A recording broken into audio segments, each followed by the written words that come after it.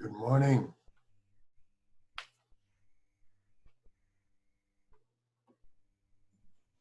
Good morning. Or How so are they tell, or so they tell me. Well, it's kind of bright out there. I can't complain. Absolutely not. So how you been? I've been just fine, just been getting some interesting phone calls. Oh yeah. Right. I think I mentioned the one Yeah, you said Google. Google called, right? Then Jeff Gall called me yesterday. Who? Jeff Gall. He's the lone male for the Dunedin Council. Okay. Right, and he wanted to talk about Black businesses. Okay. Right, and the possibility of... I was going to say, are there any? I mean, every time you go somewhere, you always make the comment, I'm the only Black guy here, Amen So to that. like, That's right. That's right. it's okay. You can start a trend, right? I mean, I don't have a problem with that at all. Well, actually, I mentioned that to him, I said, well, probably we need to broaden it out like to North County. Right, and that would make a little sense. So yeah, although I don't know how many you're going to find in Tarpon either. So right, yeah. The Greeks up here, man, are you want to talk about racists, Oh boy. I mean, they're the worst. And Tarpon had a Black mayor. Yes, they did. Yeah, David Archie. I know David. Right. Yeah. Yep. So it would be odd for a... Well, there are. I'm just saying. I mean, a lot of the Greeks in this town are just. And what's funny is the way they want to act. You'd think they were a hip hop star. I mean, they do all of the stuff that you would normally find, in the Black community. Are the things that the Greek, like teenagers and, young, in their 20s and that sort of thing, those are the things that you see them doing all the time, but they don't want to, associate in any way, shape or form with the Black community. Yes, yes. Because they're a segregated, they're even worse. Let me tell you, this is why I have the problem that I have with most of the Greeks in Tarpon Springs, Michael. You know what the first question is they ask you? Tell me. What island are you from? Ah. It isn't okay that you're Greek. It's what island are you from? You got to be from the right island, huh? Seriously. It's ridiculous. It is just utterly ridiculous. The island of North America? Yeah, there you go. That's good. I like that, Paul. Good morning, Renee. Good morning. How's everybody today? That was a quick call, huh?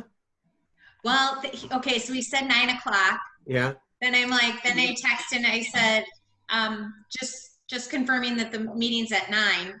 Right. And he said, oh no, it's at 8:30. Well, then I got on, I was the only one on the call. And he was like, oh, I forgot because they're all in Orlando today. But I still have training. So he's like, oh, just never mind. They're organized. So I had an extra half hour. Yeah. They're paying you for your time to do that?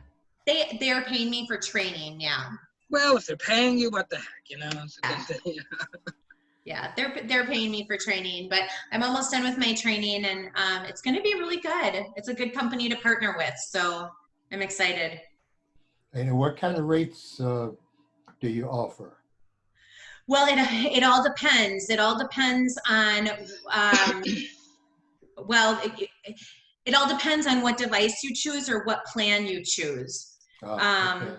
So if you want to know more, let me know, and I can get you offline, and I can see what you're using now versus what we have to offer. And if it's a good fit, great. If it's not, I totally understand. I know I met with Paul this week too, and he had at this point he had a better deal, but I just said, in the future, let's talk some more. Yeah. So, Renee has a lot of good choices to pick from too. So Yeah. Yeah. take a look. Yeah. Yeah. The two best things are I love, well, we have contactless, we have, the hardware is like unbelievable, right? Like we have contactless, we have a mobile device, we have a register, whatever. We can pretty much fit whatever you're doing now or enhance it, but we also have features like the loyalty program, which are really great. It's better to connect with your, your clients. So there's a lot of different things that we can do. So yeah, let me know, Michael, and I can email you and we can set up a call. What is your email address? Michael at CHUMANS.com. At CHUMAS.com. Yes. Awesome. I'll email you. Most business people need some kind of point of sale service, right? Yes. So we should probably consider having you do a presentation about the possibilities that are there. I would love to do that. I would love to do that because I would prefer to work for, business to business, or like, I would rather work with, Dino and I were just talking about this morning. I would rather work, referrals, and be able to, work with business owners, right? Right. Yeah, because they understand, they get it, It makes sense to me. Yeah. Yeah. Yeah. Sure. Well, you It's hope the system you hope they get it. Yeah, the system is bar none, like just a great system, very user friendly. The back end is really user friendly. So from that perspective, it's a good, I wouldn't back it if it wasn't a good system. Right. Super. Of course not. Saving money and saving time are two Exactly. good. Mm-hmm. Yeah. Right. Commissioner Gal, good morning. Good morning. How are you? Fine. And I'm sorry I have the video on, but I'm trying to eat my breakfast real quickly. You're all right. We get it. Mine already. What are you eating?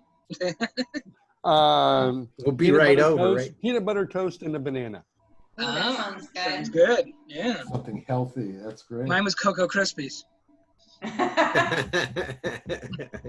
That's my nighttime.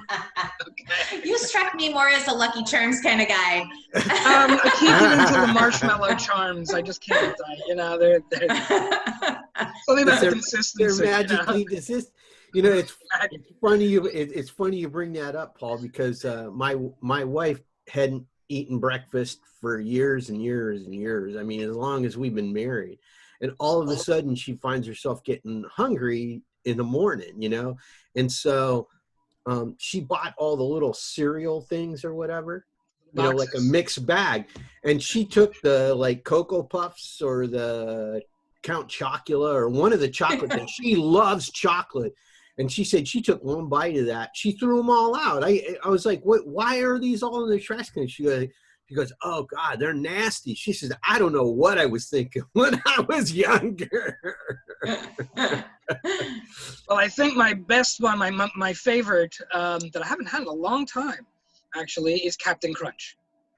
Oh yeah, which is the epitome of sugar. I mean, it's just corn syrup, but it's delicious. I had a client in Cedar Rapids. That's where they make it at. Quaker Oats has a big factory there, and Joe said, he said you can tell what cereal they're running that day because you can smell it. Yeah, you can smell it all around the city. It's like, oh my gosh. Every cereal has a distinct smell. Yeah. Wow. Well, this is certainly the smallest group that we've had so far. So we'll give folks another 5 minutes or so. Is it because of the holiday? Everybody's shaking off a day early or what? Maybe. I have no idea. Well, Evelyn's gone, right? She's in North Carolina. Right. Yeah. Britt is working the mornings. We haven't seen Matt lately. How's Matt doing? Matt's got a big new client, so that is keeping him busy. Yep. Yeah. I saw that they had to put his dog to sleep. Yes. Yeah. That's so Yeah. sad. Oh, that's terrible. We had to do that. We had a dog for 12 and a half years, and it's just, it's heartbreaking. It's heartbreaking. Yeah. They are family. Yeah, they sure are. They sure are. Absolutely. Mm-hmm. What I don't understand is the hair that I found on my kitchen counter this morning that looks just like my dog's hair. And Ah. we put her to sleep. I put her to sleep about 2.5 years ago now, going on 3. Isn't So that where did this interesting? hair come from? I'm gonna Well, you say- might want to change your. You might want to. filter. Yeah, I was gonna say. Yeah, or do a deep clean. I mean. That was my thought. Maybe you finally need to clean up, you know? Yeah. But it just showed up now after like 3 years, you know? And now you're bringing up this thing about dogs, Yeah. you know? Yeah. Boy. Crazy. I have a question for the councilman for sure. Being I was on the call the other morning just listening in, and I kept hearing, and it seemed like it was coming from all of the council, you know, this second shutdown wave, and what's, you know, are the businesses going to be able to survive that? And, you know, I wasn't on the meeting. I was just listening in. So I was trying to chat in, and the mayor kind of read a couple of comments that I had and that sort of thing. The reason I bring it up is, you know, Michael and I had been talking about running that crisis recovery program that BGS put together, you know, as a result of what's going on here as a part of the business incubator. So I'm happy to share any of that information if you guys would be interested. I don't know if I have contact info for all the councilmen. I think I got yours though, Jeff. If you want, I can send this stuff over if you want to distribute it to the rest of the team and see if that's something, you know, I mean, we're already discussing running it as part of FBII. It would just be a matter of promoting it to all the businesses within the Dunedin area, you know, in North Pinellas County for that matter. I mean, and kind of go from there. Do you know why I'd love to bring that forward? Okay. You know, we talked about pets and how they're like family. Yeah. And that really is for small business as well. Oh yeah. And so when we see small businesses fail, Struggling. it really is personal. Mhm. And it's, you know, we Yeah. don't want any of them to fail. And it's just, this situation is heartbreaking, especially the second wave or the backing up of the first wave. Yeah. Whichever you want to call it. Right. It hurts. Yeah. You know.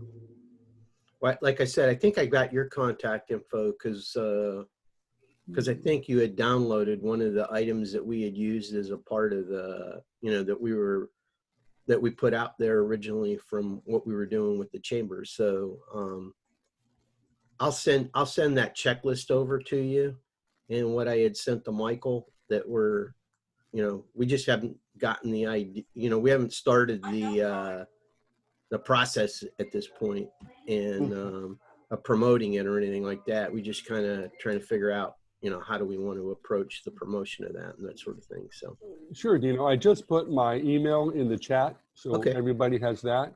And if you want to send it to me, I can read through it.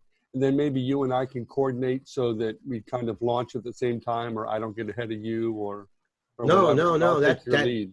no, that would be great. You know, I also let Bob know too. I just haven't heard back from him, and I know he's got a million balls in the air right now. Oh. So, you know, when he Right. gets to it, he wants to get, you know, because I wanted to I don't want him to think I'm doing an end around or on him or anything like that by going to the council or anything like that.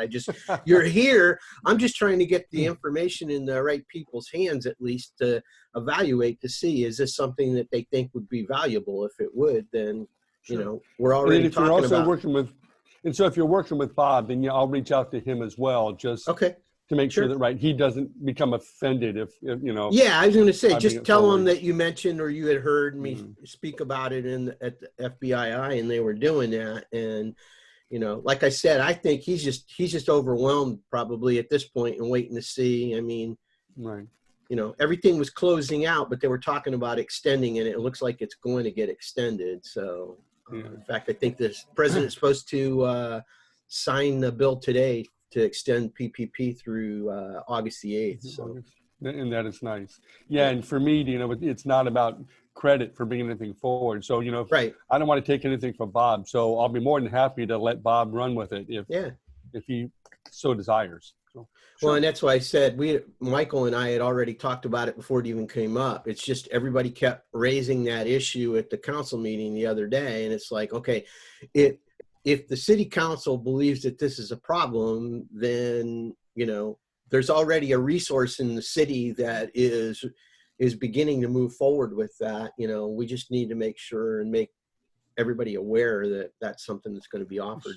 Sure. And for me, it's not even a matter of if I think it's a problem. You know, if there's a resource out there that can help the businesses, why would I want to stand in the way of that? In the way of doing it. Exactly. Yeah. Can I just ask, and pardon my ignorance, but what is the state of Dunedin as far as with what's happening with COVID? What is the state of the businesses? Meaning, I go downtown and I see that there's still a lot of people out and about. So I'm just curious as to how the small business owners are doing in the Dunedin area. You know, the city manager had a call last week with them just as the order came out to close down the bars. And I didn't have the opportunity to sit in on that Zoom meeting because I'm sure that's where a lot of it came out. I can't give you specific examples. I know Dunedin is no different from any other town. Right now, we're trying to move forward as far as the economy, but in a safe and methodical manner. Mm-hmm. CDC guidelines, social distancing, right? We're all aware that the bars have now been closed, and that was incredibly devastating to those, if you know our downtown at all. Right. But the restaurants are doing as well as they can. When I talk to them, they are so thrilled. You notice that we also allowed their businesses to stretch out into any parking space that they have in front of their business, and we've blocked off to allow that, and that's been very beneficial. So at this point, I know that there are some that have already closed. Okay. Which is sad. Mm-hmm. But the ones that are still there seem to be finding success or stability or sustainability in their current situation. I haven't heard anything, especially on the bigger ones that are downtown, Flanagan's, Sterling Wines, Casatina, Dunedin Brewery. Those all seem to be fairly stable. Yeah. Things that one that I'm concerned with is Southern barbecue, not only because it's delicious, but also because they're one of the newer businesses in Dunedin, and so they hadn't had the opportunity yet to build up that clientele. Sure. And so for those newer businesses, and then it's also those businesses that are outside of the downtown core, that are on Patricia or out on the Causeway, that don't get the verbal marketing. You know, you see on Facebook all the time, go downtown, support your businesses. And I know that there's some businesses out on Patricia or County Road 1 or the Causeway going, what about us? Right. And so it's just a matter of getting the word out to them as well. Some of the business I'm really pleased with is actually Eli's Barbecue. I had talked with them, it's been a while, about a month ago. And the beauty of that business is they were already set up. They're 99% takeout. Carry out. Yeah. And so they were hardly affected at all. Right. They've been in business for a long time, haven't they? A long time, and they've got such a wonderful reputation. Yes. And it's in their business model. In the area. Right. You know, and it's wonderful that for them, their business model, and I haven't spoken with them about their model, but the fact that they're only open basically Friday and Saturday. That's right. And so you have people just drooling all week long, waiting for them to open. And so, you know, and they're open until they sell out, and then they say, sorry, got to go. Yep. And it's working for them, so that's wonderful. can you I hope that answered, Renee, I hope that answered the question. It did. Thank you. Yeah, it absolutely did. You bring up a good point through that, and that's really kind of the whole focus of that checklist and that program that I built. Was some businesses are built to be able to sustain through something like this, okay?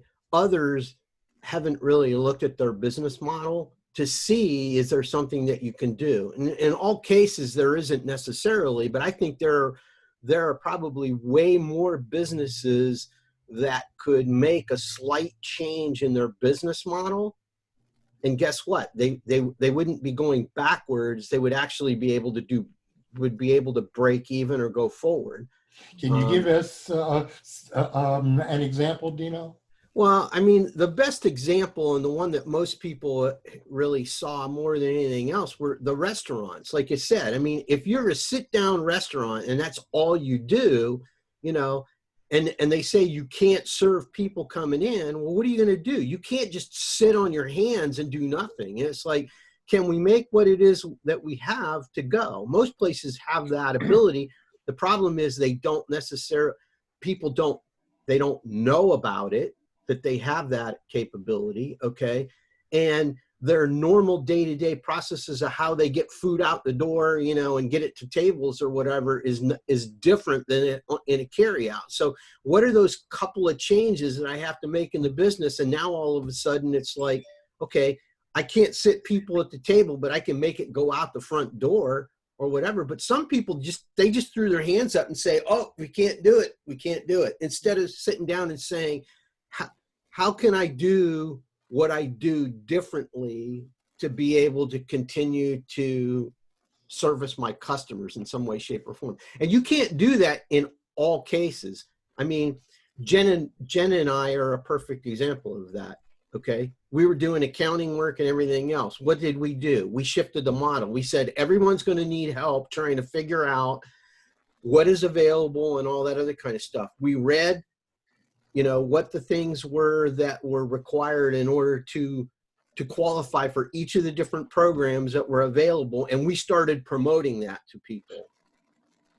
On the backside of this, what we did for everybody, I mean, we have a backlog of proposals I have to send out for people that said, well, man, you know, I got into a pickle here because my books aren't in order and I don't have books. I want a proposal from you for bookkeeping. So, you know, we had to wait a little bit longer for the money to come on the backside of this. But I mean, you know, our business plan that we had set for 2020 by the end of the summer will be there and probably beyond, because we changed the way that we were approaching what we were originally approaching from.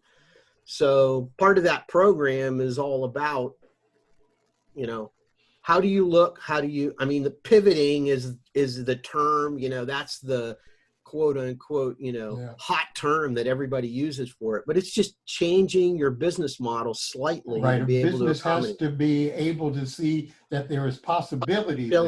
That's right. And that's right. Kathy is a possibility queen. So. Oh yeah. Yeah. Isn't she? Yes. Yeah. Thank you for that, Michael, because what was going through my mind is not only changing the business model per se, if that's possible, but not in the case of a restaurant, the model change from sit down to take out. Right. But like with your example, Dino, you shifted the model, but you could also shifted the target audience. Audience, well, right? Sure. And said, hey, if my clients are all restaurants, then I might need to go find different customers for that aren't being affected. So. Well, and I think the problem is people build the system, okay, they get comfortable with the system and they don't want to get uncomfortable. So the other piece of this is the model has to change, but before the model has to change, guess what? The owner's mindset has to change. And unfortunately, that's the problem you have to overcome. You know, I mean, we were all frustrated. Bob Ironsmith, Pam at the chamber, you know, Jen and I, we're pulling our hair out saying we're making this available. There's thousands of businesses in Dunedin and nobody's taking advantage of it. Why? You know, and it's apathy. You know, people just threw their hands up and said, I give up. You know, it's like, I'm just closing down. It's like, you don't have to do that. You chose that's what you were going to do. That was what your reaction to the situation was going to be. So, well, it's like, that's probably why there's billion plus dollars that the feds have made available that no it's one still has out there. Nobody wanted. on. Yeah. Right, and that's why they extended it. Paul, what have you done with your business through this? Well, I did have a conversation with Jen way back when, and pretty much we determined that there were only a few things I was eligible for. I applied for the unemployment, did not get it because I don't have declarable income from previous years, okay, or at least enough of it to get unemployment.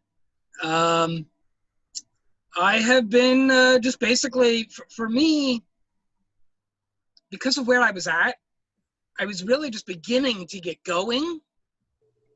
Okay, so I'd finally gotten a system that was working for me and producing revenue and people, right? And that system stopped when we stopped meeting in person. So I've just been learning new things, really. Yeah. You know, kind of doing the same thing that I was doing before to try to get meetings and have those meetings. I found that a lot of people don't want to spend money right now on personal growth. So I'm looking at other avenues, social media. Sure.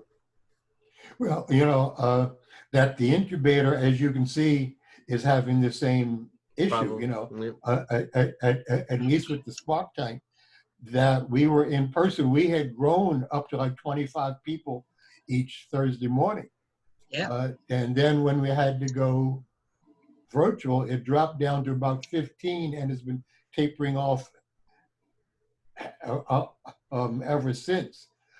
So that's why we're really pushing now to get our educational programs moving, because just the Spark Tank isn't going to feed us It's not enough. the way it was. It's not what people are looking for necessarily, so we got to Right. try something else. And Yeah. no, listen, can it's tell a good you- strategy, Michael, for sure. So Yeah. Right, and we're I going to can have tell you what I saw last night. RGA, which is a huge networking organization, right? I mean, huge. Their online mixers in the beginning had 60 people on it. Last night there was about 25. Yeah. So they too are seeing that drop off. right. Well, this is the smallest group we've got. I would be curious to see what shows up next week when we're going to have Dr. Cynthia Johnson and Dino talk to us about what's going on now with small businesses, particularly given the possibility that things might close down again. Is the county going to put some more funds out there? Right. Because she is she's head of the SBDC. She runs that right? program. Yeah. She Yeah. runs that program. Jeff, have I you think met her? I think the lack of participation today, I think it stems a lot from the holiday weekend. I think that's my personal opinion on that. Well, I've never known you to be wrong, so. Excellent. I need you to I'm gonna go out and buy record that. Yeah, don't May tell I Sean I said that. Hey, he's recording it. No, He's recording go it. Good. Oh, Let him good. know. Let her know when that's posted. Yeah, copy. Save that. Hey, Renee, since you and I are the only females, I'm going to honor that statement. Absolutely true. Girl power. Yes, exactly.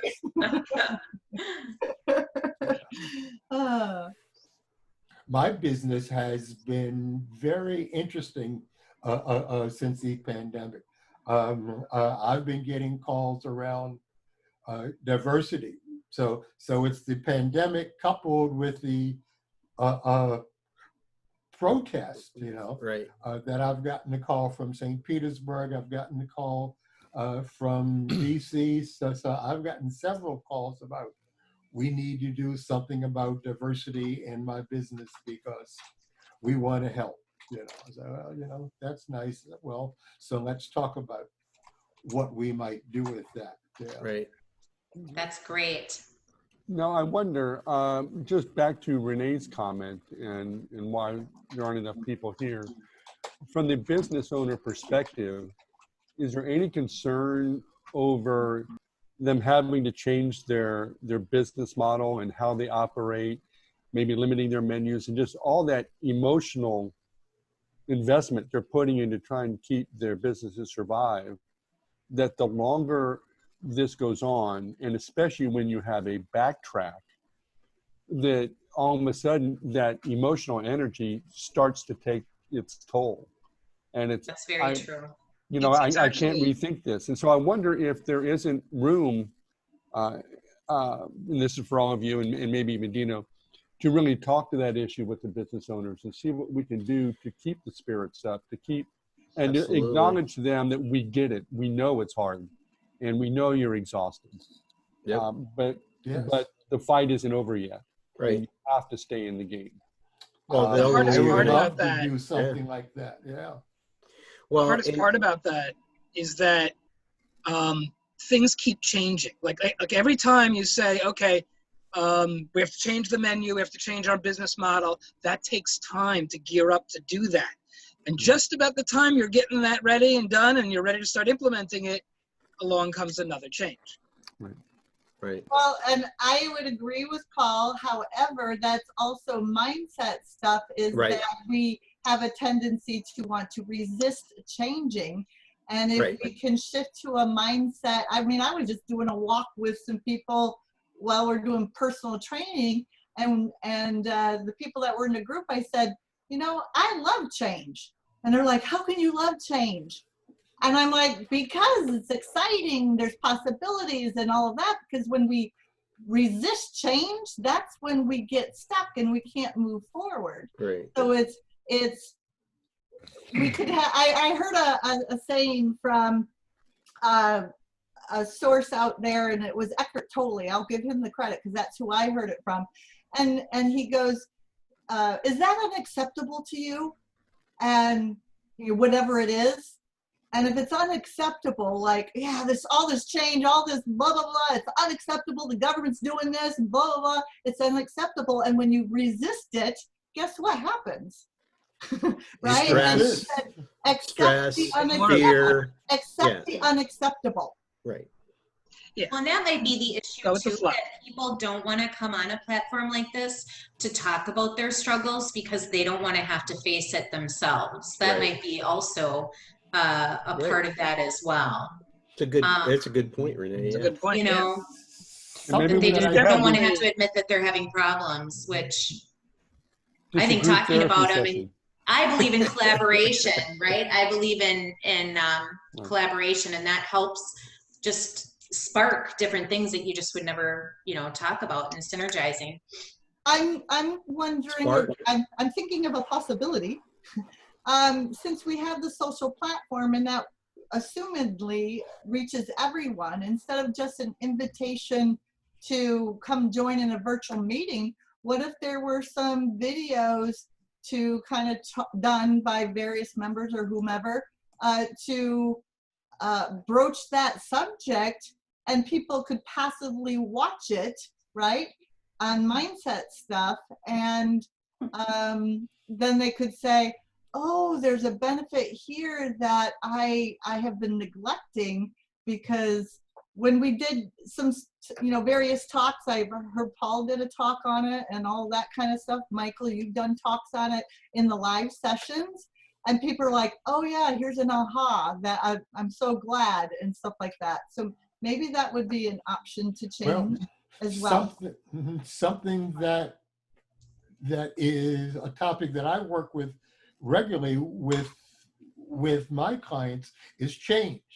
Right. And that large businesses have been shifting their mentality to, change is the name of the game these days, and this idea that things are going to get stable again I mean, it doesn't happen anymore. It never That did. might not be true for a small business, except that's what's happening now.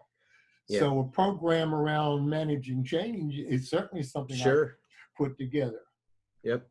Right, and that would also meet Jeff's idea, you know, that if you don't know how to manage your stress, you will not manage your change very Right. well. Yeah. Did Well, I say that? That sounded so eloquent. Well, thank you. Thank We you. have it recorded. I was going to say we're recording it. You want that snip, Michael, Yeah. snip that out, you know, and Yeah. put your branding on that for sure. So There you go. no, You know, I actually- mean, everything that, you know, everything that everybody said to this point is spot on. I mean, you know, to your point that started the conversation really, Paul, I mean, the problem is that most people don't you know, they get in a rut and they don't understand, they don't even realize they're in a rut, right? I mean, so they're just going back and forth, doing whatever the heck it is that's going. And then something disrupts that. And it's like, oh my God, you know, the sky is falling kind of a thing. But So, to Kathy's point, I mean, you know, if you accept that change is always a part of the process and you build that into it, Yeah, guess what? You don't have a problem anymore. Right. The problem is most people don't approach things that way. Right. so Dino, Yeah. you've worked with a lot of small businesses. Yep. Do they have a stability mentality? Yes. Interesting, because large businesses do not. Yeah. So it's the small businesses that Well- are kind of stuck in, this is the way it should run every day. Well, and I think I've mentioned before, so part of I know within 10 to 15 minutes of meeting someone that is a prospective client, whether or not I would take them on as a client or not. Mm-hmm.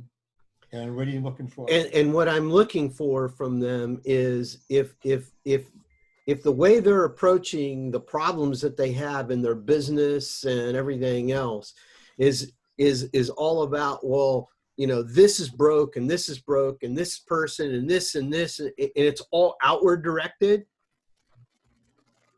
then I Yeah, can't right. help them because Sure. it doesn't matter. Even if the process is broken, Right. it's going to require that you change the way That's that right. you're doing and the way that you're looking at it. Of course. And if you're unwilling to change yourself, I can't help you. And so I'm not even going to spend the time to go through the proposal process with That's you right. or trying to convince you, because we're going to get to the end and guess what? I just become another excuse as to Right. why and I don't need that kind of, so Right, it's a victim mentality. it's a victim mentality, Yeah, basically. Yeah. Okay. And I can't help somebody get out of that. That's why I partner with people like you, Michael, right? I mean, Yeah. you know, Sure. they need a psychologist to help them to get over whatever that is that they've got mentally that's blocking them Mhm. from believing, you know, that is, well, it is their reality. So- They got to get past their own reality to fix it. So As Yeah. most of you know, and maybe Jeff does not, that's exactly what I do, is help people come out of victim mentality, mhm. right? But what we're talking about here, coming back to the very beginning, if that's okay, with what Jeff had brought up, is some kind of a program. And so we're talking about education. And we're talking about, I think a key component that's missing from humanity right now is socialization. And I don't know how we could build that back into the things we do, but I think it's a critically missing component. So what do you mean by socialization, Paul? I heard somebody say in a meeting, I guess 2 weeks ago, and I stole it back then, that I'm a in-person person. Right. And I think people are totally getting videoed out and zoomed out, Mm-hmm. right? So another video, I don't know to what extent it's going to get watched. Maybe an event around a video, especially if it was some, I don't know. So here's where I live. Well, it's how it's marketed, because if you Right. have flat marketing, then nobody's going to watch it. So And the comment that you had, if I'm an in-person person, that's their identity issue. Right. And we've got to open up their possibilities to shifting their identity too. So sometimes it's a pointed question of, hey, if you're I love that you're an in-person person, because that's a great thing, but how is that serving you right now in this environment? And asking a pointed question like that. But as far as the videos go, I think it happens to be around how it's marketed and the excitement that's built around it and stuff like that. I just watched a video. I mean, I own my husband and I are partners or timeshare owners in a catamaran company, and they've been shut down. And they just sent out an announcement that they're closed until October, end of October. And yet they put this video together from all over the world where they have their crew members. And it was the funnest, most entertaining video. And it was way longer than 2 or 3 minutes. And I didn't watch the whole thing because it was too long. But they were passing around an egg, and whoever edited it was brilliant in it. But it's how you can still engage and draw them in when you're still on social media and stuff like that. I am seeing more dogs in commercial, in company postings and stuff like that, because there's now research that animals and the stunts that they do in their little head cocks and all of that kind of stuff draw people in. So that's my well, it creates happiness. Yeah, I think, that this whole idea about the incubator, partnering with Dino and partnering with the city to do something around understanding yourself and managing change. I think that just makes an awful lot of sense. Sure. Yeah. Well, and to Paul's point, I mean, something that you may want to consider, Paul, I mean, for those people that feel like they're people, and can you help them? Sure. Because so help yourself and help them. And if that's your message to those people, that's who you should be talking to, not anybody and everybody. Okay. If those are people that have the problem right now and could benefit from what it is that you're doing to help them, bring them out for that and get over that they have to be out in order to have that. I mean, I feel like I am too. I enjoy being close, face to face, but just getting on a phone call and talking to somebody, and that sort of thing. On the weekends, what I've done is I've taken time to contact and connect with people that I probably normally wouldn't connect with, old friends from high school or from college or that kind of thing. I mean, I'm stuck. Don't stop, change.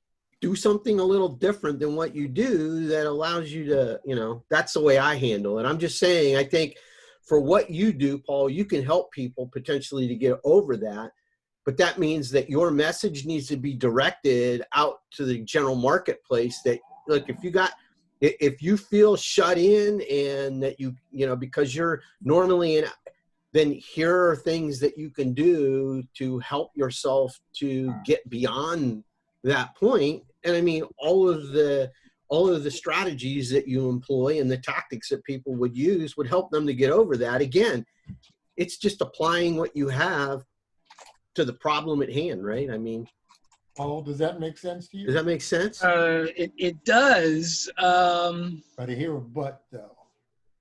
The way I deal with it is I go out to where people are. What I was going to say before is where I live, there's a kind of an impromptu band that pops up pretty much every weekend. Right. And we go out and we stand 6 feet apart or whatever we feel comfortable doing. And there's people sitting in their golf carts and what have you, and bring chairs over and whatnot, and we enjoy the band. Right. If there was a live event, so let me tell you, feeding into this. See, I don't think it's in our best interest to feed into this belief that we need to be shut-ins. I think it's detrimental to us. I don't disagree with that. Dino is offering you a different idea. I know. Yes. No, I totally get it. I mean, so what it is that you do, okay? I have a good friend of mine in Ohio that I went to college with. His son actually is in a band, and that's what it is that they do. When all this stuff happened, guess what they did? They said, come over to the house.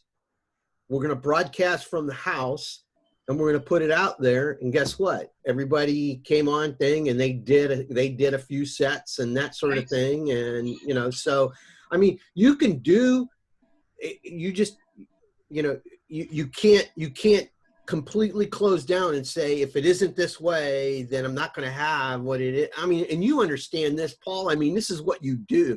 You try to help people to say, stop shutting the box and saying that there's no other way of being able to approach this thing or whatever, and that sort of thing. So No, but it's finding solutions that work for you. well, for you, right? So I'll add a couple of thoughts here. So we have 5 different ways that we learn, right? Through visual, auditory, kinesthetic, olfactory, and gustatory, our taste.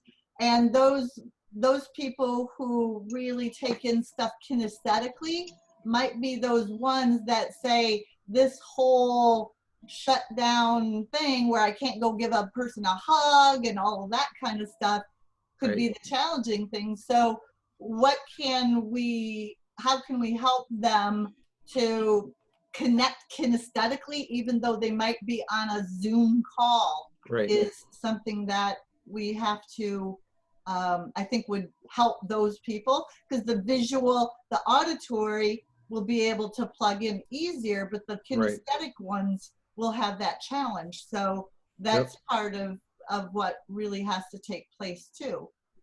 Are you a kinesthetic learner, Paul? Actually, I am. Yeah. I learn by doing. Yeah. So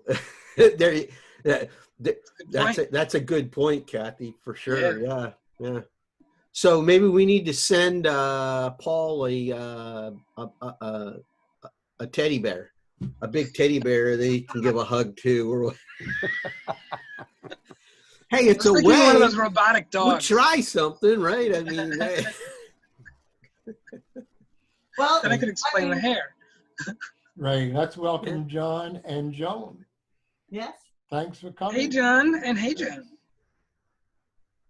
The incubator done any like guerrilla marketing or going out there and knocking on doors for businesses and letting them know that this goes on, that these meetings go on? No, we were trying to wait to get our marketing messages together, but that seems to be taking forever. We need help with that. Well, I will make sure I'll make sure that when I'm talking to business owners that I mention that this group is available, and I'll make sure to give them the Zoom link and code. Appreciate that. Yep. Appreciate that. Yeah. Absolutely. I promote this meeting big time to people. Yeah. Good morning, Joan. And I would ask them just a follow-up thing. Hey, here's a great opportunity. What is the likelihood that you'd be able to attend? Let's put it in your calendar right now. And what would prevent you from not showing up on that day? That, like, digging a little deeper, because if you just say, here's an opportunity, then they're going to have to weigh it out with all their other stuff that they've got going on. And if they haven't experienced it or don't see that it's really delivering value, then they won't come. Mm-hmm. Yeah, I do inventory on Thursday morning. I can't make it. I wash my hair. I wash my hair. I know it's hard for like restaurant owners, but the one thing that I really do love about downtown Dunedin, because I live here in Dunedin, and the breweries have such a strong group. They network. Community. It's community. It's their community. I don't see that as much with restaurants, and I think that's why I'm so excited about buying this food truck, because the food truck has that same community. Right. Yeah. You know, following. And if you can create a community, I think then people just don't feel alone in their business, you know, Right. that they're the only ones experiencing issues or problems, or, you know, now Jeff, that maybe you do see a community, you know, I don't know. Well, the question there is, what is the Downtown Retail Merchants Association doing? Have you got any thoughts about that, Jeff? Do I have any thoughts on what the DDMA is doing? Right. Yeah, they're doing a whole lot. And actually, I hadn't even thought about what Renee was speaking about actually until she said it. Because you would think that on the surface, as you just look at downtown is very cohesive. And actually, and you've seen that during this pandemic, to where everybody comes together. I've seen where Flanagan's had to shut down, so Hanu said, "Hey, I'll at least sell your T-shirts." And so that's great. And so there is some cross marketing, and just the downtown merchants are all about community. Community, right. But then when you look at the breweries, they are an incredibly cohesive group. Right. And one, because the competition is, if there is competition on the business level, they're selling different products because it's different beer. And you know, and it was Dunning Brewery was the first brewery to come in and plant their flag, but they have always supported and encouraged and willing to help any other brewery start their business. You know, Mike used to travel the country trying to teach people how to make craft beer. And so he is all about the beer, and the more people that, so it's their mindset is just so strong. And also I wonder because. Bingo. Yeah. Jeff, you just said it. That's what creates it. You just said it. It comes back to the same thing we did. Mindset. It's their mindset. Okay? Well, but is your mindset, is it one, it's not necessarily a business model, it's their love of their product. Right. Right. They really love It's their craft passion. beer, and they want to share it. Right. And so that's the beauty of it. Also, if you look at the craft brewery industry as compared to the beer industry as a whole, they're a minority. And so they circle their wagons, right? That they'll get taken out single shot from Busch and Coors and things of that nature. So one of it is strategic. Mission. I'm sorry? I'm sorry, they have a shared mission. Yes, absolutely. Right. Absolutely. Right. And so, but then if you take that and try and go, well, what are the restaurants doing?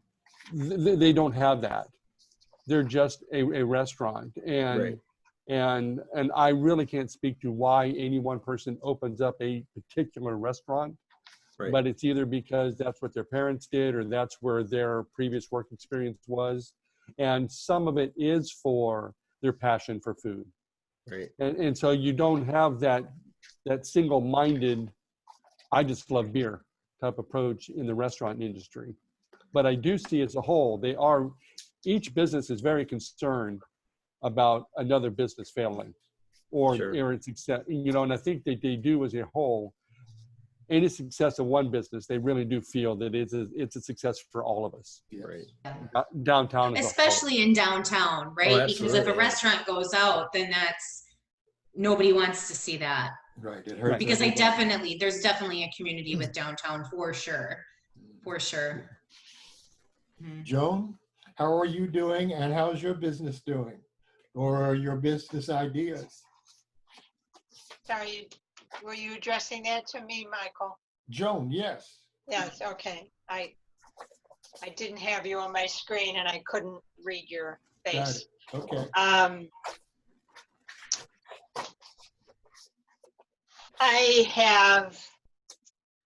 I've been thinking a lot about the help everyone offered a couple weeks ago. Last week I had another commitment, so I couldn't be on 2 sessions at once. But I've been thinking about it a lot. I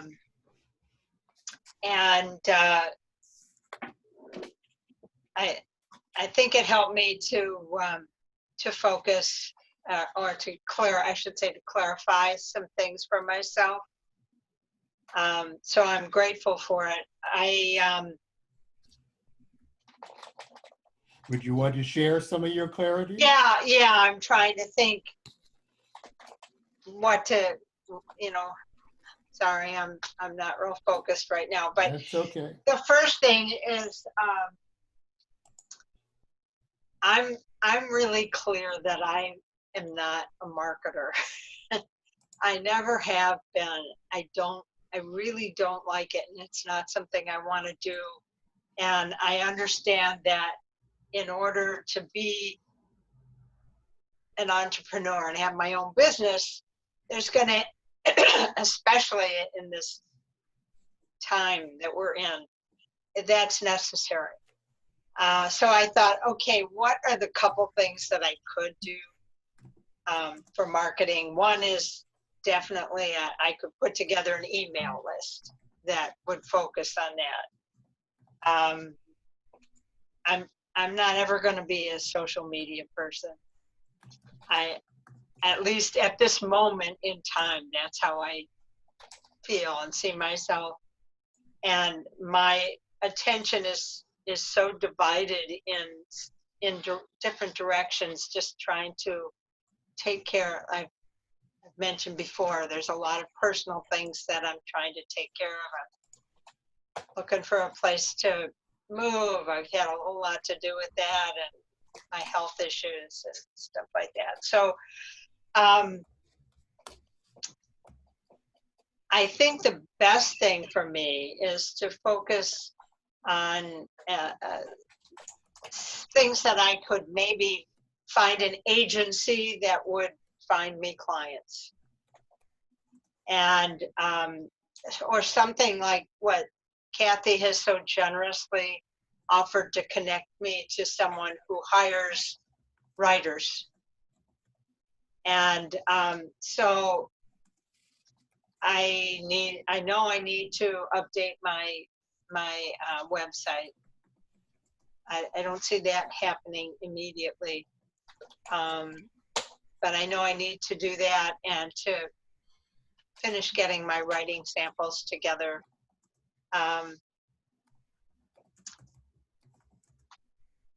So is writing what you want to focus on? Pardon? Is writing what you want to focus on now? I think that, and yes, for at this point in time, that seems like the most appropriate. I think the two things that I really got clear about is that I would say almost all of my working life, since I was like 13 years old, I started working. I have done what came naturally to me to do for work, things that came my way that I could do. I don't have any college degree, or I never finished. So when the suggestion was made to know what my passion is, I really, that's something that I've troubled over a lot, and I'm grateful that that question was brought up, because what I discovered is that not only isn't that the primary issue for me here, because I need to earn some money, right? That's probably why we're all actually in business, and you look to do something that you're good at and that you enjoy. But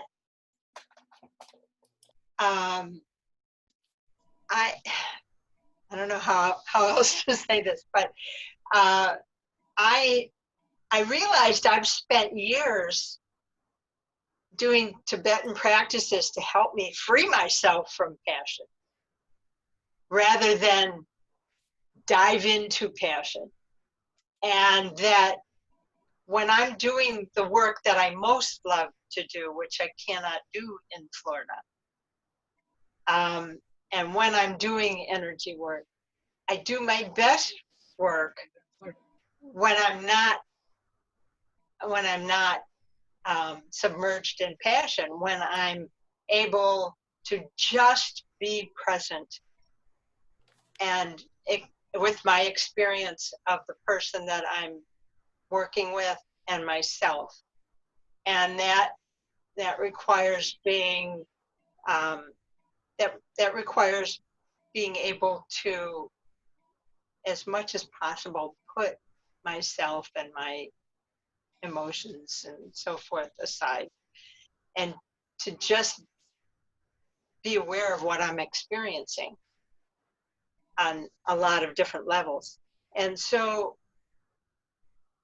it really freed me, having to get clear about that really freed me from believing that what I have to do is find my passion. I'm happiest when I'm most present in my life and just present. So I really appreciate that. It may not be what was expected or what that suggestion was intended to do, but I probably overall your suggestions were just to help me find a way to focus, and I do appreciate that a lot, because it gave me specific things to think about to help define where I am. And this is a real time of turmoil for everyone in a lot of ways, and so it is with me. So I don't know if that really tells you anything, but that's kind of where I've been. Well, it sounds like you're making great progress then. Oh, good. I'm glad. Yes. Because I really, the last week or two, I've had to really take care of some other things. Mm-hmm. So I haven't, there is one thing that's primary, so I don't have a fully functioning computer. And so I do everything on my phone. I can do email and some searches on my computer, but I'm also trying to find a used computer. I have one that the person has to clean up first, and so I can't really do online business without my computer. So the kind of things that I'm thinking of doing, I need to be able to depend on that. So that's kind of number one, I think. Well, this group might have some sources of computers for you. Anybody got any thoughts about that? I'll definitely keep my ears open. I had bought one years ago from a pawn shop. It was $300. It's probably an $800 machine when it was new or something, maybe $1,000, I don't know. But for $300, it's used, but it's factory, refurbished, right? It's back to factory resets and all that. So you're getting it cleaned up, Right. Yeah. Well, I can check. Another place, another place to check out is Offered Up. Say that again. Offered Up. Offered Up. Offered Up. It's an app that you can download onto your phone, and you can sell and buy things on Offered Up. And you might be able to put in looking for a used computer. Right now, when I'm looking, I don't really see. Oh yeah, there's a laptop. $100 Samsung Chromebook. $100. And a Chromebook would be good because if you're using it for writing and like research, and you just need to connect to Wi-Fi, a Chromebook is good for that. That's pretty much what I use. I have an HP Intel, but it's all self-contained and it's run off of apps. And because really all I do is research, internet, and I do have Office 365. Is that, Renee, is that like a fully functioning computer, the Chromebook, or is it more like a tablet? It's going to be more like a tablet. Paul, help me out. I'm not too tech savvy. It doesn't. I don't believe any of the books, Chromebook or whatever book. I don't believe they have a hard disk. So they have memory. Everything's cloud-based. Yeah, everything's cloud-based. Everything's going to be cloud-based. But It's I can print, I can scan from my computer, I can print. Yeah. It just depends on what you're going to be using it for. Okay, so it's more like using a large telephone. If it's all app-based, right? Yeah, I guess so. That's a good analogy. Yeah, but you can download, like mine's Microsoft. So I can download like Office 360. You can still. Just like a phone.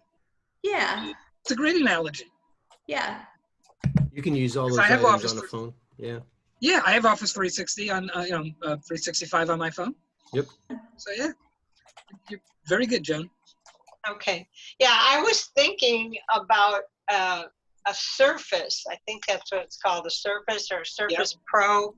And I think that's like just a small, fully functioning computer. Here's a Surface, No disk. Microsoft Surface Pro. A little more expensive. It says Microsoft Surface Pro 6, and it's $650. Is there a hard disk in that, or is it just memory? Yes. There is? Yeah. Okay. Surface Pros usually are like it's actually, when I went looking for mine, that's what I was doing, because my son had said if I had to do this again, I would just get the Surface Pro and not even get a laptop. Actually, so I went looking for it, and I ended up with a tablet. The tablet was, for me, the two-way. So I have my laptop can function as a tablet, just like a tablet can, that's the way a Surface is. But it was half the price of a Surface. What kind of tablet do you have? Mine is a Dell. A Dell. Yeah. Yeah, I when I talked to Evelyn about this a while back, she suggested the Surface Pro. But I hadn't thought about the Dell. But the one that I've been waiting for is an older Toshiba, and that one would be free. But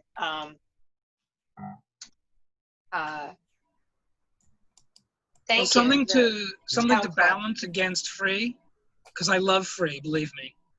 But when it comes to a computer, when it comes to a computer, free probably means old, and old means problems with Microsoft. Yeah, big time. When they start doing updates in the middle of the night, if your machine's old, you tend to have more problems with it. Yep. Okay. Another thing too to think about is Best Buy offers with their credit card. Best Buy offers a 0 interest for 6 months. I'm sorry, could you say that again? I didn't. Sure. Best Buy offers with their credit card. You sign up for a credit card, and you can do that before you even go to the store. You can apply online, and they automatically offer 6 months 0 interest. Okay. And the one that I have was like $450.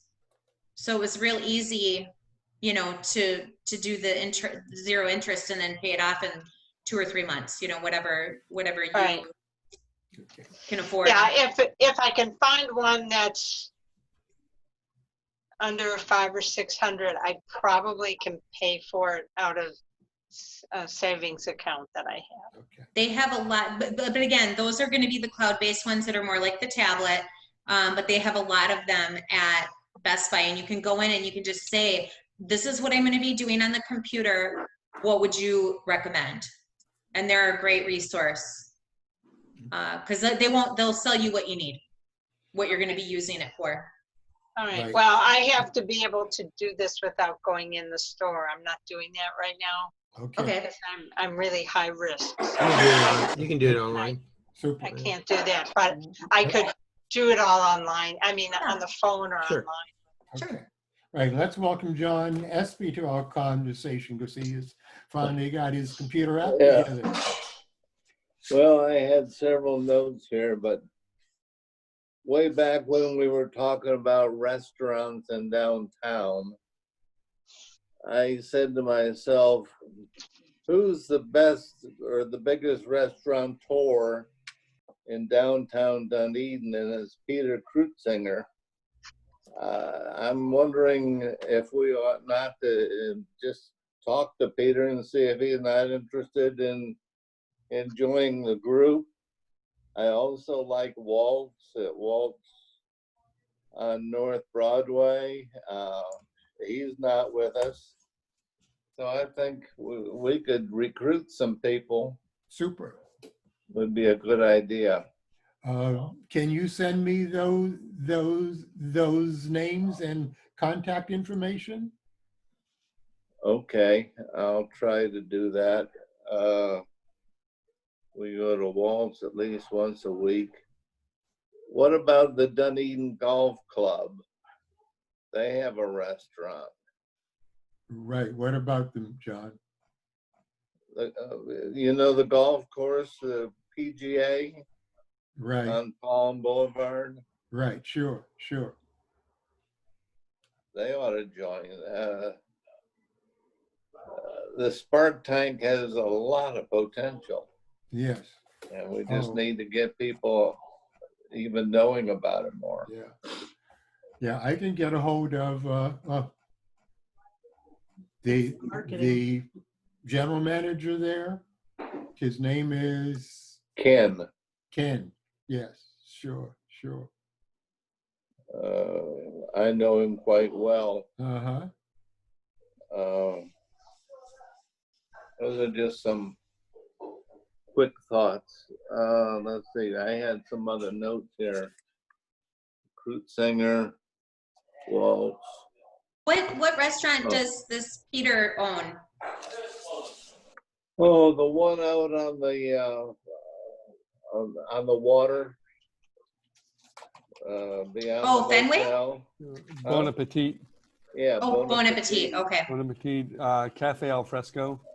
He Yeah. That as also, well. Right. He owns a whole bunch of them. Yeah. Yeah, out on Caladisi Island. He's got a restaurant there. Okay. Actually, it would be great to have somebody of that kind of stature on the board. Are you looking primarily for new members to be Dunedin people and business? No, North County. North County. Yeah. Yeah. We just need to get the word out more. do When we I'm have meeting any with different kind of a businesses, I'll brochure? definitely say something. Appreciate that. Right. What did you say, John? Do we have any kind of a little brochure or like a postcard we can hand to people to let them know about us? Right. We will in the next few weeks. Okay, well, Speaking of which, while we were at the chamber these last few weeks, Jennifer and I, Michael, I don't know if you realize or not, there's a where did I put it at? There's a brochure for FBII in the chamber. Right. That's In the old rack. one. Right. No, I understand. I understand. Right. But it's better than nothing, right? Yeah, at least at least people can say, "Oh." Yes. Yes. Yeah. Is the FBI a member or Spark Tank's a member of the chamber? Oh, yes. Yeah. And you go to their functions, the socials, and things of that nature. When they had them, right? When they had 'em. Somebody Right. would. Either I would go or Evelyn would go. Right. You know, and I know sometimes that can be a hard nut to crack, right? Yeah. They're all, right? We all have our niches and our friends, and trying to break into that group, it's like being the new kid at school. Yeah. Yeah. Sometimes it's hard, but at least if, maybe there's more than one person to go when it's not I'm from the Spark Tanks, if we are from the Spark Tanks, Right. What group is that? That's hard to. Oh, just the chamber, Chamber. but it's chamber functions. They have socials once a month and Right. things of that nature. So that way, because it's just right. It's a group of business owners. Right. So you're right there in the beehive. It's just a matter of the ability to talk to the bees. Great. And they show up for the food and the meet and greet. Yeah. I'm in this business acquisition group because their thought process and things is it's so much easier to acquire a business and grow it than it is to start a business. And one of the people in the group, he actually wrote a book on, because he's in the accounting world and finances. He goes, his model is to never start a business without at least 3 people. And those 3 people have to have different gifts. They can't have all the same gifts because one of them is financial. You've got to have a good person who can handle the finances. And the model is a little bit flipped. And there's a book on it. I think it's called Profits First.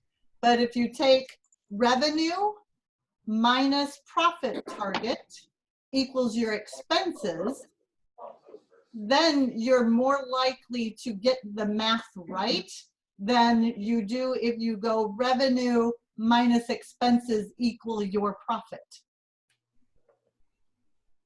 And so I'm sorry the layout didn't work very well in what I wrote there, but with that thing, when they run into an obstacle and they started their business for the reasons they thought they started with, and they haven't got their financial management down to be able to know when an obstacle comes, and an obstacle will come. It's not, oh, I hope that I just survive through it. They will come, but if they don't have their money management handled, then they'll say, oh, this didn't work, it's failed, and that's one of the top reasons why it doesn't fail. And the other thing is the marketing, because if you don't, this group is having trouble with marketing. And so that's where, I don't know, I would say almost any city, any community, any business, one of the key first things that they have to do is marketing. And yet that's the first expense that goes out the window, because they say, I don't have the money for the marketing. And then that goes away. So, and then it's, the other part is for resources. You're right, Kathy. You're right. Through that observation and through that, see the approach that I teach kind of falls into that category to some degree, but there's more to it than that. And I think the problem is most people look at it from a function standpoint instead of understanding the whole process and how all the functions kind of interrelate and work. And if they never get that down, then it's like, well, it's this problem or it's that problem, instead of understanding holistically how it all works together. And so, the 2 points that you brought up, for sure. The 2 things that most small business owners struggle with are marketing and finance. And the reason that they struggle with those 2 things is because I've found 95% of all business owners fall into 1 of 2 categories. Okay. They're either a technician that's super at whatever it is that they do as a business. Okay.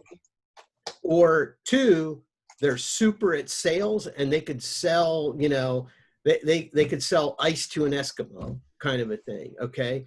But that's only 2 functions within, and then the other 2 functions are the other 2 parts of the revenue engine. So, marketing gets the process started, and finance is the way you collect the money on the backside. So if you don't understand all 3 aspects and don't have, or haven't, like you said, brought somebody in that can help you with those other things or have that skill set, you're hosed from the get-go, and they never take the time to learn those things, unfortunately. And my belief is it also stems down to our personal finances, because that's where I started was, hey, looked at my dad and said, and his advice to me was, don't do what I did. And he was a small business owner. Right. And I'm going to be the first one to admit that when I moved from Tampa over to Palm Harbor, and I was cleaning out my house, I'm like, holy crap, I have spent a lot of money on stuff I didn't really Never used. and because we'd never set a profit goal in even our household finances, it always is, oh, you always hear people saying, I've got to find money to pay the bills. Now, I have to find money so that I'm a profitable enterprise in my household. Right. And that includes paying my bills and things like that. So if they don't even understand how to do their personal finances, then that trickles over to their business finances as well. Oh, yeah. So the meeting was still going on, and it was me, huh? I lost internet here. It was just, you guys just froze, and I'm like, Yes. We're still Notice here. that you disappeared. it's me, okay. I'm going to have to hop off here. I do have, if anybody knows anyone, I am looking for a really good mergers and acquisitions attorney. So if anybody knows a mergers and acquisition attorney, I would be eternally grateful. Dino, I would like to do another one-on-one with you to discuss your ability to do due diligence on an acquisition. Sure. So that, and then Michael, I would like to catch up with you because I was talking to a college friend of mine, an old roommate, who works with car dealerships, and I think there's an opportunity that we might be able to talk about and maybe make happen. So circle back with me, please, both of you. Super, right? And there, I met in Dunedin a mergers and acquisitions lawyer. I'll see if I can, I might have found that through the chamber. So let me do a little research and see if I can find it. I got a couple of guys too. Okay, awesome. I will appreciate those. Good to see everyone. Sorry to check out here a little bit early, but Yeah, it's been okay. great. Bye-bye. See you, Kathy. See ya. Fine. All right. Anybody got anything else? John, you are on mute. You have to unmute yourself.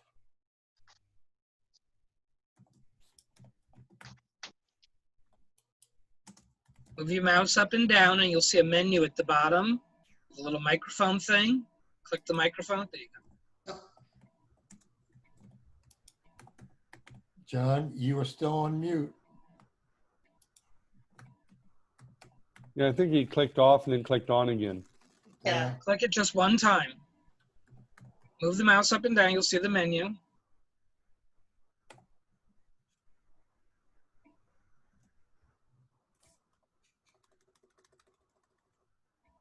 John, can you hear You can Paul? also see it if you hover over your, Picture. oh yeah, your picture, but I don't see. Yeah, if you hover over your picture, you should see a blue button in the upper right with 3 dots. And there'll be it'll say mute next to it. Mute or unmute. Yeah. There, you is go. that better? Yeah. Yes, Yep. there you go. Okay, well, now that I'm unmuted, I forget what I was going to say. Of course.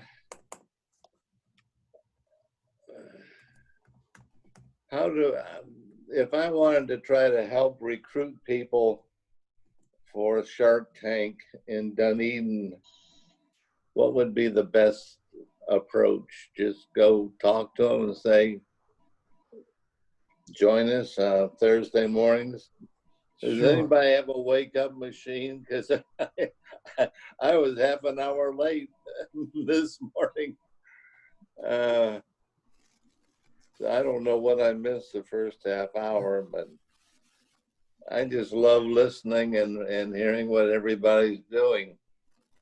Right. What we did for the first half hour is we talked with Commissioner Gal about the status of small businesses in Dunedin, Okay.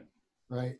And as soon as we can put together a piece on the Spark Tank, I will send everybody copies so that they can be spread around. Because that's what Okay. has to happen. All right? That would be good for me. Yeah, yeah. It would be good for everybody. I could put a little sign on my golf cart. Very good. Sure. Huh. The one thing that I'm looking for, if anybody is aware of anybody looking for computer software or hardware, you know, I've partnered with Spot On, and it's a great company. They have great service. So if anybody knows anybody that needs that, you can always reach out to me on LinkedIn. I'm on LinkedIn or Facebook. Another thing, well, I'm not going to talk about that just yet. I think everybody knows that Sean and I are in the process of buying a food truck, and we have 2 trucks. One is currently in rotation and working, the other one is not. And what we're looking to do is expand into this area. Right now, it's they're currently working in Pasco County and North Hillsborough County, but we are looking to get into North Pinellas, Tarpon Springs, Palm Harbor, Dunedin, Yeah. Clearwater Beach. So I'm not sure what. Say that again. I thought thought I somebody lost said something. internet again. You froze, and I thought I lost internet. So one thing that we were, I guess I'm looking for a place to be able to have the food truck and rotate. That would be the second one. We're not ready yet, but we will be ready mid 2021. So just any thoughts or ideas, or if anybody can just keep their ears open of anybody that's looking to support a food truck, or if the city allows a parcel that you can park, any food truck rallies that I could get together, if that's something that any of the local communities would consider. Renee, So yeah, you said mid 2021. That's a year from now. it is. Okay, and that's what you're thinking about. Okay. Well, it could be sooner. It depends on when we can get everything instituted, right? And our plan we believe that it's going to take us to 2021 January just to get familiar with the business. Quite honestly, I think it's going to be quicker than that, just because Sean and I have a lot of experience in the food industry. So just something to keep in mind if you guys hear anything, or because we still have the truck that's operational, right? We can still use that truck too, to book events. Right. So Renee, I'm just trying to get clear. You're looking to be able to take your truck to different locations in the area for events. Is that what you're talking about? Yes. Okay. Are you considered Newport Richey at all? You know, Yep, there are already events up. They're already in Newport Richey, so we're looking to expand. We can expand with the one truck. But the goal would be to expand with the current truck in this area, and then the truck that's not currently working, have that work the new Pasco, more or less. North Hillsborough, and Newport Richey area. Okay, now this, you're so not if anybody talking, and that bigger truck and you're that not, bigger. Oh, sorry, Joan. Go ahead. Again, just clarifying. Last time I heard you talking about it, you were looking for someplace to store your warehoused items. Now you're talking about the actual food truck and events that you want to take it to, correct? We're still looking for a location. I'm looking for both. We're looking for a location to keep the food trucks, because unfortunately we live in a deed restricted area, so we can't keep the food trucks at our home. In addition to different events, or places that we could bring the truck in this area. Because Right. Renee, we will, have you talked to Danny yet? I haven't, but I do have him on my list. Because he would be able to put you in touch with whoever in the city would know about what you need. Yep. Yep. So I thank mean, you for, normally, don't food trucks go to like business parks, yep. right? They I can don't go know to if that's business applicable parks, now. breweries, parking lots,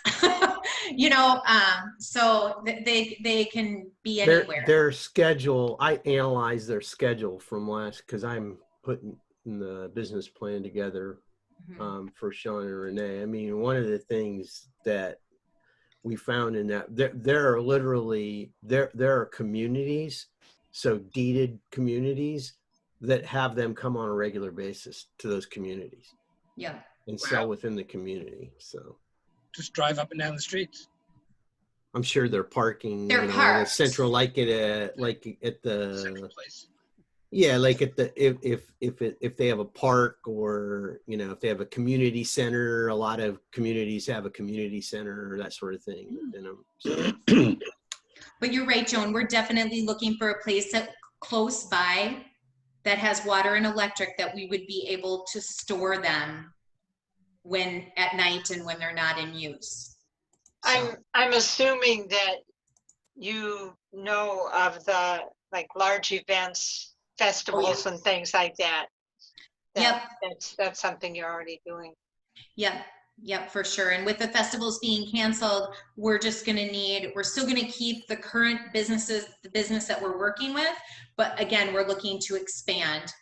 And what I meant, Michael, mid 2021 is when we're officially gonna have 2 separate trucks at that point, but we're still looking to book events. I wasn't clear. I'm sorry about that. Right. Yeah. We're still looking to book events in this area. So Cool. thank you. I appreciate it. When are you hoping to buy the trucks and buy the business and start? We are supposed to be closing on August 1st, but I think that's going to be pushed back. So I would say September 1st would be our go date. What kind of food? That's what I was gonna. I can't disclose the name because I am under an NDA, but I can tell you that it's seafood. And I can tell you it's very good. You did that pretty good. I was wondering how you were going to announce that without disclosing. Yeah. So. Yeah. I can't disclose the name, but once we close, I can absolutely. They have a very good following now in the area that they're in. Mm-hmm. And we have like a incubator food truck party. I think so. Yeah. I think so. And then we can invite a bunch. Now this would be an in-person event. Yes. Yes. Yes. Renee, what I might do is when you talk to the city, find out what events are held out at the community center. Oh, great. Yeah. And because an event downtown may or may not allow food trucks just because of the location. But certainly they're always looking for them out for any event at the community center. In November, the Dunning Scottish Arts Foundation puts on a Celtic festival in November. And that is tentatively still on the schedule. There's planning for that. I know Dunning Youth Guild puts on Art Harvest around the same time. And so that's another event. And Art Harvest is just an absolutely huge event. And the Celtic Festival, because of COVID, they also put on a Highland Games in the spring, but that was canceled. And so for this November, they're combining both the Highland Games and the Celtic Festival. Good. Okay. So hopefully that'll be a big event. So there just are two opportunities. Perfect. All right. Perfect. I appreciate that. Thank you very much. Folks, thank you for showing up. And if she'll call me afterwards, I'll give her a location for her truck if she wants. 733-3452. 733. 3452. Excellent. I will be calling you at some point today. Okay. And- And that Thank you. was John. Michael, Yes. I just had some an idea about something we might do to spread the word about the incubator. Mm-hmm. Do we have anybody that can do a 20 to 30 minute presentation or anything like that? Of course. Okay, right. No, So we don't have anybody like that. yeah. Well, I knew About the what? answer. It was kind of just Anyway, I understood what's the your answer. idea, Joan? Anyway, the idea is just finding organizations like large organizations, women's business groups, things like that. They're looking for people to do presentations for their meetings that last 20 minutes, 30 Sure. minutes, and that they're not going to be charged. Right. And there are probably a lot of groups that we could approach that way. And Mhm. That's a great idea. Well, Joan, do you have places- specific names? Well, places like Rotary and Yeah, Lions. Rotary, Right, Kiwanis. sure. Yeah, all of those groups. All those are Have you Right, called yeah. Rotary or a Kiwanis and asked to speak? Okay. and I think So- women in business or So we something are like putting that. together a whole marketing plan that will cover all of that. What we need is to get our messaging clear so that we can actually push out and make all of that happen. So all of that is in the works, and I really appreciate the ideas. Yeah. And it is 10:30, folks.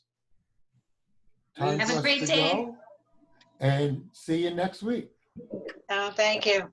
Take care, folks. All right. I'll send that stuff over to you, Jeff, Oh, please sometime do. today. Yeah. That'd be great. Thank you, Dina. Okay. Okay. Take care, everybody. Take care, Bye-bye. guys. Bye-bye. Be well.